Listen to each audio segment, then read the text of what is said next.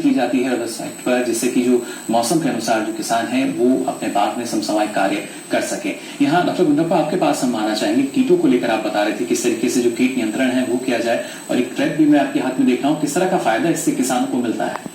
अभी डॉक्टर राजन ने कहा है कि एक्सपोर्ट के लिए क्या क्या सावधानियां रखना है। उसमें सबसे इम्पोर्टेंट है फ्रूट फ्लाइज, डासी मक्खी जो कहते हैं। कई कंट्री जो इंपोर्ट करते हैं भारत से, उनका जो एक रिस्ट्रिक्शन ये होता है, फ्रूट फ्लाइज नहीं होना चाहिए आम में, डासी मक्खी नहीं होना चाहिए। वो एक क्वारंटाइन पेस्ट की तरफ से उसको लिस्ट किया है। हम लोगों को जहां भी एक्सपोर्ट करना है या डोमेस्टिक मार्केट में आम को बेचना है, उसके लिए तो डासी मक्खी का नियंत्रण बहुत ही जरूरी है। ये ट्रैप क्या करते हैं, ये मिथाइल बेस्ड फेरोमोन ट्रैप है जी। इसमें इसके अंदर एक गुठली है, एक गुठली के अंदर हमने मिथाइल केमिकल का एक केमिकल इम्प्रेग्नेट करते हैं। ये क्या करते हैं, सारे नर मक्खी को अट्रैक्ट कर देते हैं। सारे नर मक्खी आके इसके अंदर गिर जाएगा। और ये 1 हेक्टेयर के लिए 10 ट्रैप लगाना है। 3 बार इसको चेंज करना है 30 दिन के बाद जी, 3 महीने तक रहेगा। जब फ्रूट मार्बल स्टेज में हो जाता है, उस समय इसको बाग में ऐसे टांगना है जी। ये टांगने से क्या होता है, सारे नर मक्खी जो है इसके ऊपर अट्रैक्ट हो जाके इसके अंदर गिर जाता है। उसका रिप्रोडक्शन नहीं होगा, उसका संख्या नहीं बढ़ेगा, इससे और मक्खी अपने आप कंट्रोल हो जाएगा। ये सबसे बढ़िया तरीका है, इसको बहुत लोग यूज कर रहे हैं। हम लोगों के संस्थान से एक ट्रैप उपलब्धि है और जो भी किसान को चाहिए ये मिल सकता है। संस्थान में देखिए जो तकनीक है, स्टेप की भी खासतौर से बात की जाए, जिस पर डॉक्टर गुंडप्पा यहाँ पर हमें दिखा रहे हैं किस तरीके से काम करता है। और अगर देखा जाए 3 महीने जो कि काफी महत्वपूर्ण होते हैं, उन दिनों के दौरान अगर किसान स्टेप का इस्तेमाल करते हैं तो काफी फायदा उन्हें होता है। साथ ही डॉक्टर वर्मा, अगर देखा जाए, क्योंकि ना सिर्फ ये ट्रैप या हार्वेस्टर की हम बात करें, बल्कि और किस तरह के जो हम यंत्र मान सकते हैं जो हमारे आम के बागों में काफी जिनकी आवश्यकता होती है, जो किसान है उन्हें आवश्यकता पड़ती है, और वो आपके संस्थान में उपलब्ध है। इसके अलावा हमारे संस्थान में अभी हमने एक राइपनिंग चैम्बर डेवलप किए थे। छोटे छोटे राइपनिंग चैम्बर्स हैं। क्रेट के लिए भी राइपनिंग चैम्बर बनाया था। एक क्रेट में आम पका सकता है, जो छोटा सा कोई भी अपना आम पकाना चाहता है जी। और थोड़े 1 टन कैपेसिटी तक के राइपनिंग चैम्बर बनाए। उसमें एक एथिलीन सिलेंडर आ रहा मार्केट में, उसमें गैस रहता है, उसको उसमें डाली जाती है गैस। उसकी वजह से उसमें 8 से 10 घंटे के अंदर अगर उसमें आम रखे हैं तो उसमें एक राइपनिंग का इनिशिएशन शुरू हो जाता है जी। उसके बाद उसमें से फ्रूट को निकाल के और वॉश करके सुखाने के बाद डब्बों में नॉर्मल ढंग से पैक कर देते हैं। इससे आम 3 से 4 दिन के बाद अच्छी क्वालिटी का पक जाता है जी। अच्छा पका हुआ आम जो यानी वो हमें मिल सकता है। हाँ, बिल्कुल। और जो आपने डब्बों का जिक्र किया, क्या उसके लिए भी किस तरह की जो तकनीक है या जो जानकारी है वो किसान को दी जाती है, कैसे इसको बाजार में पहुंचाया जाए?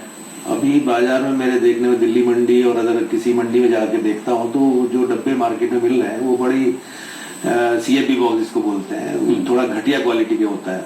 घटिया मीन्स उसका अगर उसमें आम रख के वो वहां तक ले जाते हैं मंडी तक, तो डब्बे या तो फट जाएंगे या बल्कि जैसे फूल जाते हैं। तो इसके लिए जरूरी है कि जो डब्बे बनाना का मटेरियल है, पेपर जो यूज होना है, वो अच्छी क्वालिटी का होना चाहिए जी। उसमें थोड़ा सा ही कॉस्ट बढ़ता है, ज्यादा नहीं बढ़ेगा, क्योंकि पेपर की ही कॉस्ट थोड़ी सी ज्यादा हो जाती है, हायर होती है। तो इसमें मेरे हिसाब से जो 180 GSM पेपर होता है, वर्जिन पेपर हम बोलते हैं उसको, उसकी अगर 3 प्लाई का भी CFB बॉक्स बनाएंगे हम लोग जी, तो वो इसके जो 5 किलो आम को जो डब्बा बनाते हैं हम लोग, उसको होल्ड कर लेता है, उसमें फटेगा नहीं और आपका काफी समय तक उसमें आम सुरक्षित रहता है जी। उसकी वजह से फलों में जो नुकसान होता है, जो नॉर्मल डब्बों में 7 से 8% तक हो जाता है, इस डब्बे में वो नुकसान नहीं होता जी।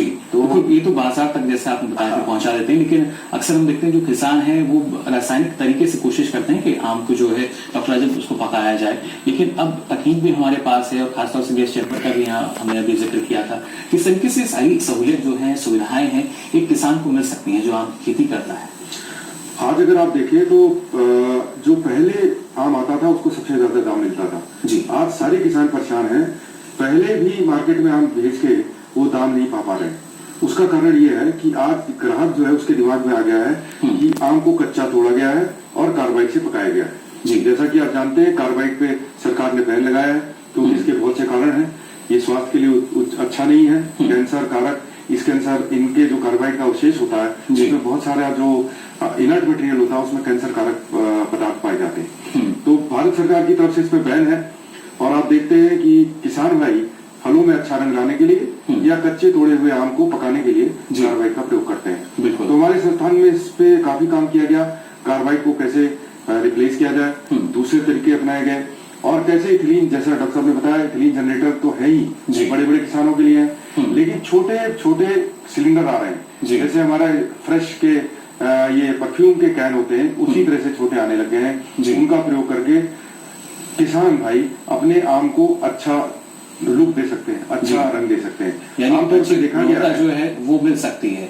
और जैसा आपने कहा कि जो छोटा किसान है उसके लिए भी ये जो गैस है वो उपलब्ध रहती है, जिसके जरिए वो आम को पका सकता है। मैं इसमें आपको बताना चाहूंगा, आमतौर पे भारतीय किसान जो है वो कच्चा ही आम बेचता है। बाद में उस आम का क्या रंग हो रहा है, कितना सड़ रहा है, कितना स्वाद है, कितना उसकी क्वालिटी अच्छी है, उसके लिए चिंतित नहीं रहता है। उसका सारा खामियाजा जो है वो या तो रिटेलर को भुगतना पड़ता है, या जो कंज्यूमर है वो उससे प्रभावित होता है। बाद में आम सड़ता है क्योंकि वो डंडा मार के तोड़ देता है, उसको कुछ नहीं पता चल रहा है जो आम खरीद रहा है कच्चा आम कि ये डंडा मार के तोड़ा गया है या सावधानी पूर्वक हार्वेस्टर से। तो जैसा हमारे इंजीनियर साहब ने बताया, हार्वेस्टिंग जो है वो अगर हम लोग अच्छी सावधानी पूर्वक करते हैं तो उससे भी हम 2-3-4% आम में की जो है वो क्षति होने से बचा लेते हैं। साथ ही साथ अगर हम कार्बाइड का प्रयोग नहीं कर रहे हैं तो उससे एक तो लाभ ये हो रहा है कि कार्बाइड से बहुत सारी स्वास्थ्य के लिए समस्याएं हैं, साथ ही साथ कार्बाइड से एकदम से फल उसकी शेल्फ लाइफ कम हो जाती है, जल्दी फल पक के जल्दी नष्ट हो जाता है। यानी वो ज्यादा दिन तक हम नहीं मान सकते कि बाजार में अगर ज्यादा दिन रखा रहे तो हो सकता है वो जल्दी देखिए खराब होने लगे, या जब तक उपभोक्ता के पास पहुंचे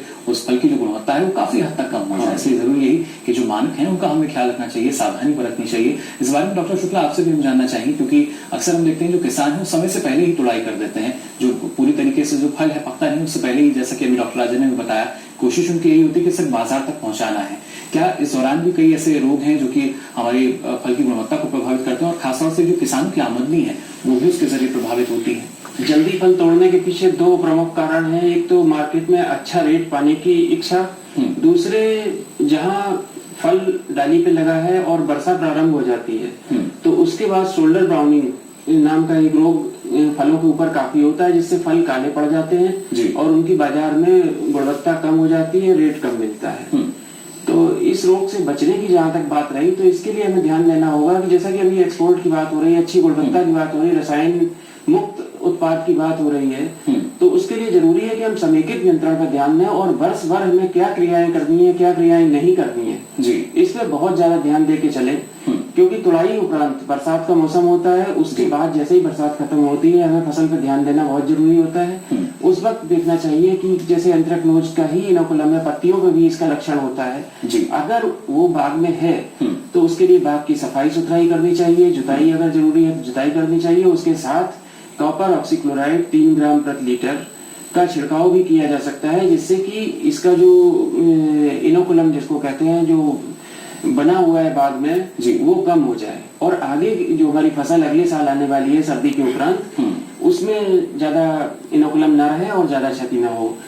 उसी के साथ साथ जैसे ये गुजिया कीट है और भुनगा कीट है, इसके अलावा और भी कीट होते हैं जो हनी ड्यू टाइप मीठा पदार्थ निकालते हैं जिससे काली फफूंद पत्तियों पर विकसित हो जाती है, उसका भी नियंत्रण बना रहे। अगर हम इन कीटों को नियंत्रण में रखेंगे तो वो काली फफूंद विकसित नहीं हो पाएगी। निगरानी जरूरी है कि लगातार जो किसान है वो निगरानी भी करते रहें कि कहीं पहले से किस तरह के रोग के लक्षण या कीट के लक्षण जो है वो आपको फल में या पत्तियों में नजर तो नहीं आ रहे। लेकिन डॉक्टर गुंडप्पा, यहाँ अगर कीट की हम बात करते हैं, क्योंकि कीट लगने से जो फलों की गुणवत्ता है उस पर जाहिर तौर पर असर पड़ता है, लेकिन क्या कोई ऐसा तरीका भी है जिसके जो किसान है वो अपनी आर्थिक हानि को कम कर सके? गुणवत्ता तो जाहिर तौर पर वहां पर कीटों की वजह से खराब हुई, लेकिन इसके बाद जो आर्थिक हानि उनको हो रही है, क्या उसमें किस तरह का विकल्प उनके पास बचता है?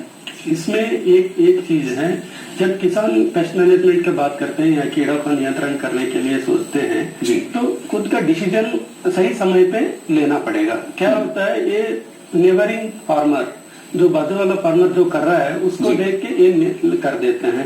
अपने बाग में कीड़ा है या नहीं है ये देखना चाहिए, निगरानी बहुत जरूरी है। इसके अलावा अच्छा दवा, जो अच्छा क्वालिटी वाला दवा लेना है, अच्छा कंपनी का लेना है और सही मात्रा पे सही समय पे छिड़काव करना है। इससे आर्थिक हानि कम हो जाता है। आप एक उदाहरण की तरफ से हम कहेंगे तो मलियाबाद रीजन में पहले जो स्प्रे होता था 8 से 10 स्प्रे करते थे।